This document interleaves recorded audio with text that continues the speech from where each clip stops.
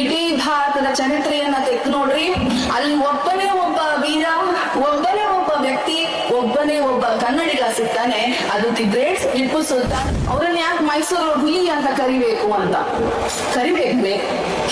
ಕನ್ನಡದ ಒಬ್ಬ ದೇಶೀಯ ರಾಜ. ಎದೆ ತಟ್ಟಿ ಹೇಳ್ಬೋದು, ಎದೆ ಮುಟ್ಟಿ ಹೇಳ್ಬೋದು, ಇಲ್ಲಿಂದ ಗ್ರೇಟ್ ಲೀಡರ್. ಕರ್ನಾಟಕದ ಇತಿಹಾಸದಲ್ಲಿ ಸುಲ್ತಾನ್ ಅಂತ ಮೆರೆದವರು ಅದು ಟಿಪ್ಪು ಸುಲ್ತಾನ್. ಸೊ ಸುಲ್ತಾನ್ ಅನ್ನೋದು ಅಷ್ಟು ಸುಲಭದ ಮಾತಲ್ಲಿ, ಅಷ್ಟು ಸುಲಭವಾಗಿ ಅದು ದೊರಕುವಂಥದ್ದು ಅಲ್ಲ. ದೇವರ ಹೆಸರಲ್ಲಿ ಮಾಡ್ತಿದ್ದಂತಹ ಒಂದು ಅನಿಷ್ಟ ಪದ್ಧತಿ ಇಲ್ಲಿ ಟಿಪ್ಪು ಸುಲ್ತಾನ್ ಮತಾಂತರವನ್ನ ಮಾಡಿದ್ರು. ಇಲ್ಲ ರೀ, ಮತಾಂತರವನ್ನ ಮಾಡಿಲ್ಲ. ನೋಡ್ರಿ, ಶೃಂಗೇರಿ ದೇವಾಲಯದ ಮೇಲೆ ಮರಾಠರು ಬಂದು ದಾಳಿ ಮಾಡ್ತಾರೆ.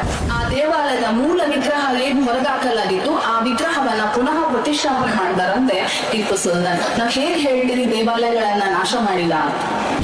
ಮೊಟ್ಟ ಮೊದಲ ಬಾರಿಗೆ ಸಹಾಯ ಸೈನ್ಯ ಪದ್ಧತಿಯನ್ನ ವಿರೋಧಿಸ್ತಾನೆ, ತಿರಸ್ಕರಿಸ್ತಾನವ. ಎಲ್ಲಿವರೆಗೆ ತಿರಸ್ಕರಿಸ್ತಾನೆ ಹೇಳಿದ್ರೆ, ಅವ ಸಾಯುವವರೆಗೂ ಆ ಸಬ್ಸಿಡರಿ ಅಲೈಸಿಸ್ಟರ್ಗೆ ಸಹಿ ಆಗಲಿಲ್ಲ. ಟಿಪ್ಪು ಸುಲ್ತಾನ್ನ ಇಬ್ಬರು ಮಕ್ಕಳನ್ನ ಒತ್ತೆಯಾಳುಗಳನ್ನ ಇಡಬೇಕಾದಂತಹ ಒಂದು ಅನಿವಾರ್ಯತೆ ಬರಲಿ ಟಿಪ್ಪು ಸುಲ್ತಾನ್ಗೆ.